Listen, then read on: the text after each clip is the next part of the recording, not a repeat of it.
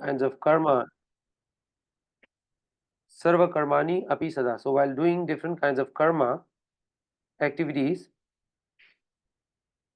kurvano mad vyapashraya. Kurvano, while doing that, mad vyapashraya, after taking shelter of me.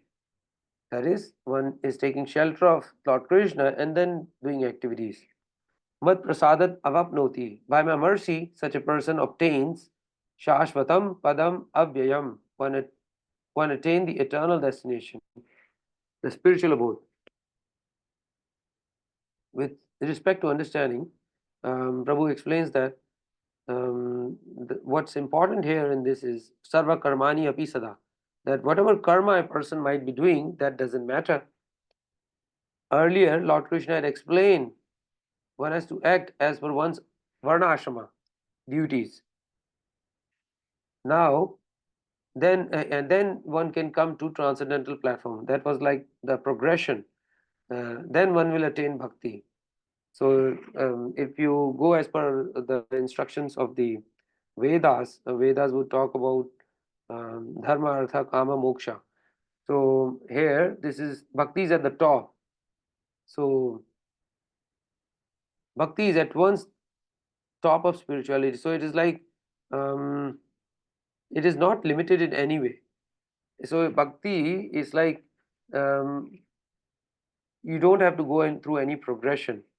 Um, as per the Vedas, they say first you do dharma, artha, kama, moksha. So people have a mentality to leave spirituality um, in the end, that we will do it in the old age or later. This is time to enjoy and accumulate artha, all those things. So no, but bhakti at any time, at any given time, it is not dependent on anything. Bhakti doesn't have to depend on karma and jnana. It doesn't depend on age, it doesn't depend on your activity, your social stature, or um, your varna ashrama or anything. At anybody, anytime, once they decide, they can take to bhakti. It is not limited in any way. It is not dependent on anything that one should have crossed so and so levels. No, of karma or jnana and all that. Anytime anybody can do.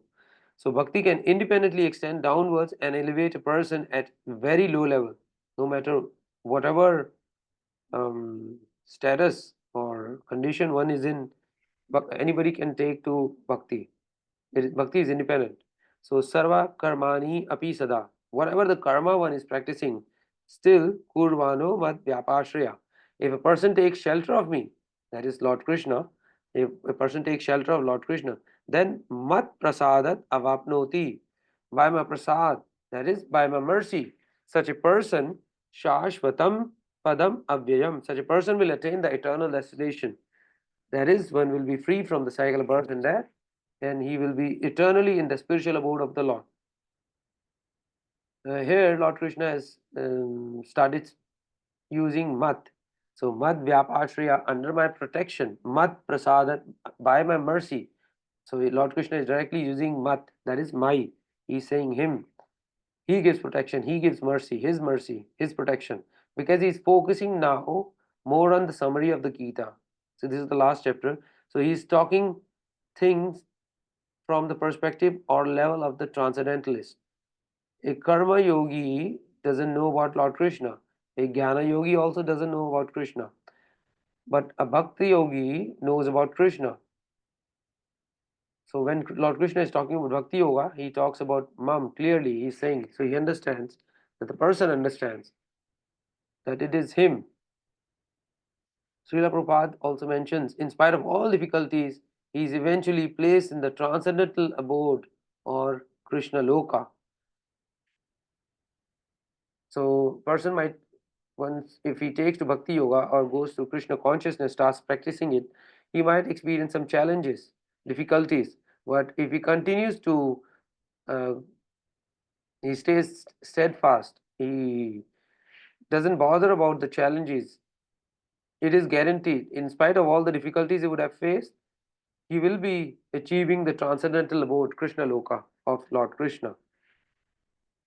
So Chetasa Sarva, next one, Chetasa Sarva Karmani, whatever karma one might be doing with our consciousness offered to Lord Krishna, that is, it becomes Krishna consciousness.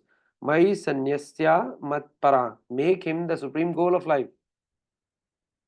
Buddhi Yogam Upashritya. Krishna has used the word Buddhi Yoga in various places here, but Prabhu, His Grace Chaitanya Charan Prabhu highlights that the usage of this word Buddhi Yoga, the meaning gets more deeper here by this time. So in Sloka 2.39, he had used Buddhi to do yoga. So Buddhi, that is intelligence, there is to understand the difference between matter and spirit to do yoga. This is like in the first to second chapter.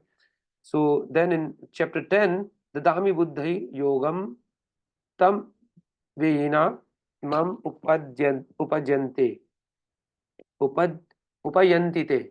There the buddhi to do yoga is given by Lord Krishna. So the yoga given by Lord Krishna is Bhakti Yoga.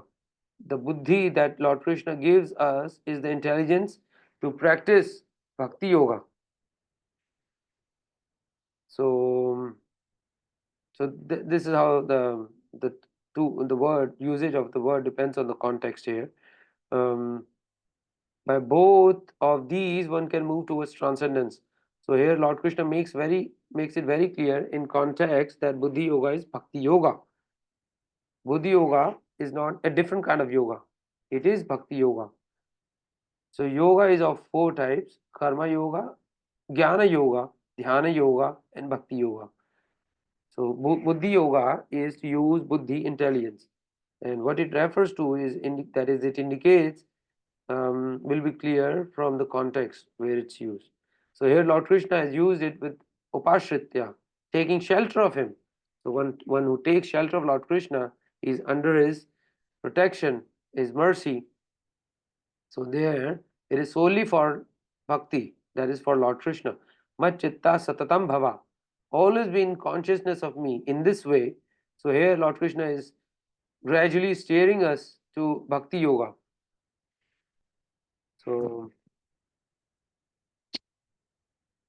the next one, if however, so this is in this 5.18.5a, this is directly indicative verse in Bhagavad Gita for the phrase Krishna consciousness. So Prabhu indicates, and even any preacher, I mean, you would have come across this thing. People are asking, what is this Krishna consciousness? Where it is used? I mean, Srila Prabhupada has used it. So sometimes people ask these questions, from where this term Krishna consciousness has come from. They wouldn't have come across this thing in any other previous scripture or Vedic booklet they would have come across. So it's more indicative of a concept. But mat chitta, mat is Krishna, chitta is consciousness. So that is, it is Krishna consciousness. So if Krishna is very directly telling, if you become conscious of me, mat chitta sarva durgani. Durgani is obstacles. You will overcome all obstacles. So if you become Krishna conscious, if you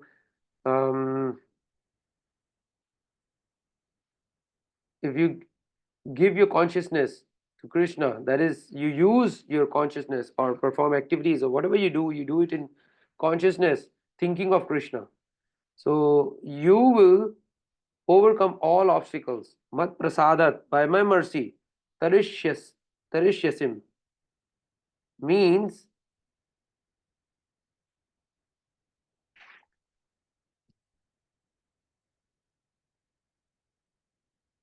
so this the usage of this word tarishyasim means you will cross over all obstacles, you will go beyond all obstacles. So what's beyond obstacles is something everybody wants. So atha chetvam ahankaran. If however because of ahankar, false pride, you do not do this, then what will happen? That is, if you do not work in such consciousness, you do not give the consciousness to Krishna, do not invest your consciousness in Krishna, but act through your false ego, not hearing Lord Krishna, his instructions, but you do it whimsically for your own pleasure or for your own um, to satisfy yourself, then there will be obstacles, there will be problems. So, na shroshasi vinankshasi, you will be lost. If you don't hear me out of arrogance, you will be lost. So here, Lord Krishna is demonstrating instructions by using contrasts. If you do this, then this. If you don't, then this will happen. In 18.58, this is direct reference to what will happen by direct practice of Krishna consciousness, and also it indicates what will happen by lack of practice of Krishna consciousness. So Prabhu, His Grace Chaitanya Charan Prabhu uses this term: with Krishna we flourish, without Krishna we perish. So Krishna has said this earlier in third chapter, fourth chapter also. You will have one result if you have faith in me, and you will get another result if you don't have faith in me. So in chapter 9 also, Lord Krishna is talking using the same contrast methodology, where he says, Yanti dev vrata devan pitri yanti pitra vrata bhutani yanti bhutejya yanti madhya jinahipe mam. So depending on whom we choose to worship, we will get result accordingly. So we came across this. Some people worship demigods, some worship ghost spirits and etc. Out of ignorance and all that. So they will some worship pitras. So like that, accordingly there is a result for that. But depending on which guna also one is in. So instructing by contrasting indicates that Krishna is giving us choices.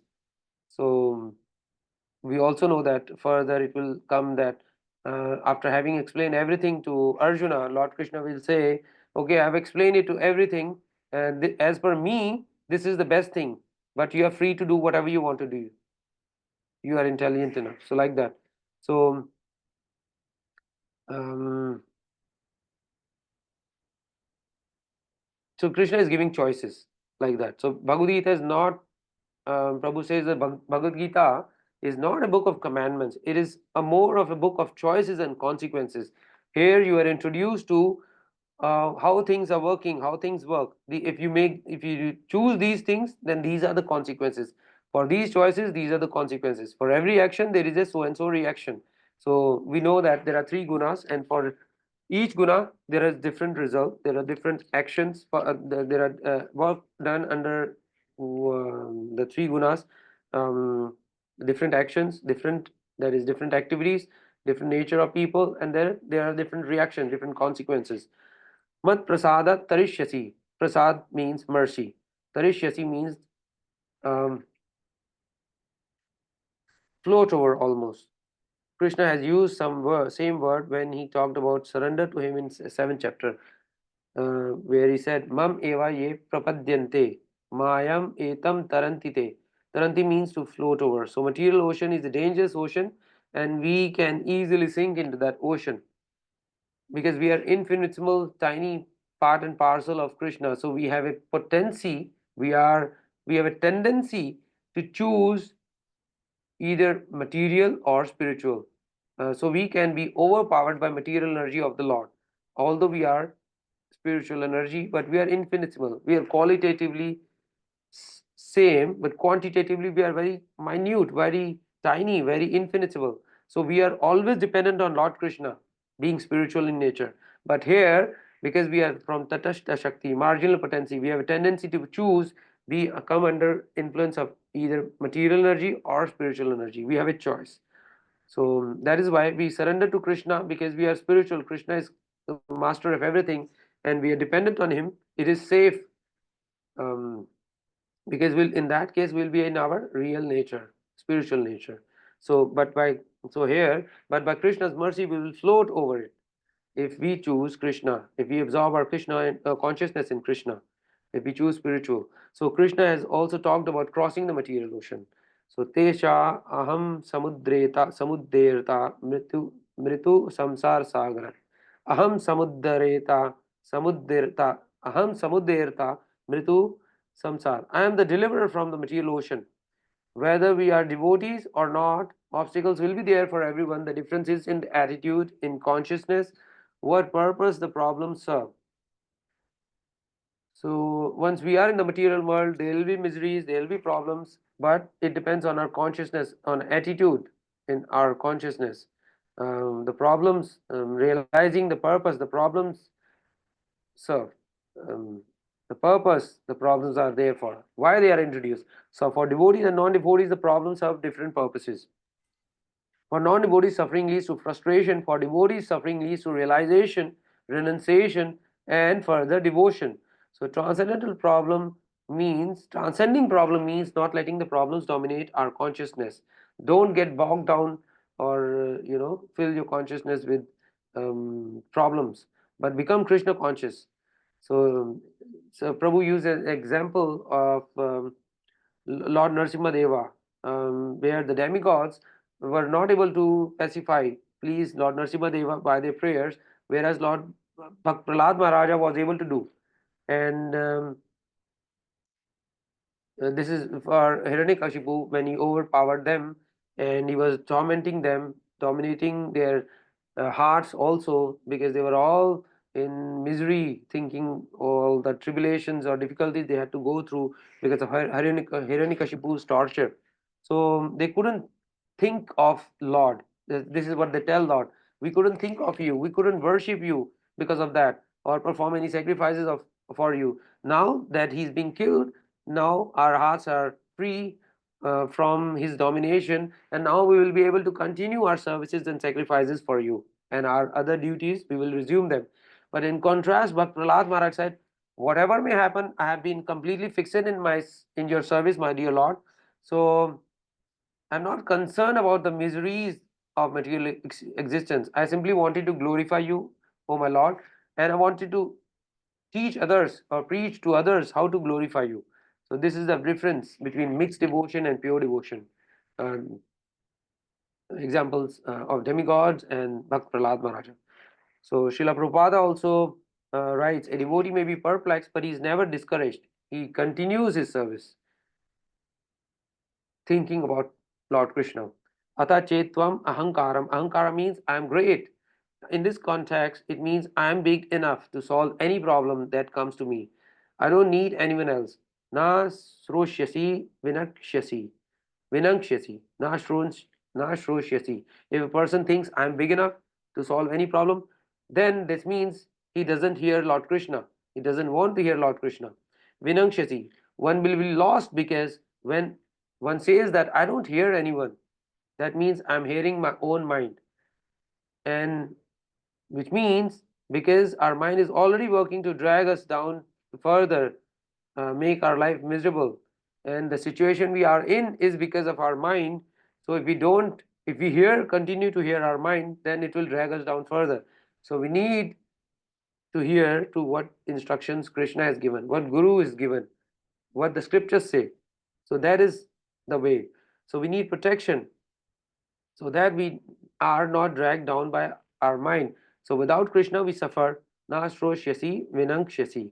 It is not that when my life becomes problem free, then I'll become Krishna conscious. I'll become conscious of Krishna. No, it is the other way around. When I become conscious of Krishna, my life becomes problem free. So this is the attitude one devotee should have. So Srila Prabhupada also mentions here that one who is not active in Krishna consciousness is losing himself in the material whirlpool, in the ocean of birth and death. So he'll not be free. He'll continue to exist in the material existence. So what he needs to do is absorb. What he needs to do is take to Krishna consciousness, do activities in consciousness of Krishna. Then his life will be free from miseries, and then finally one will be able to transcend this material world and go to spiritual world. So thank you, Prabhuji Mataji. Thanks for joining.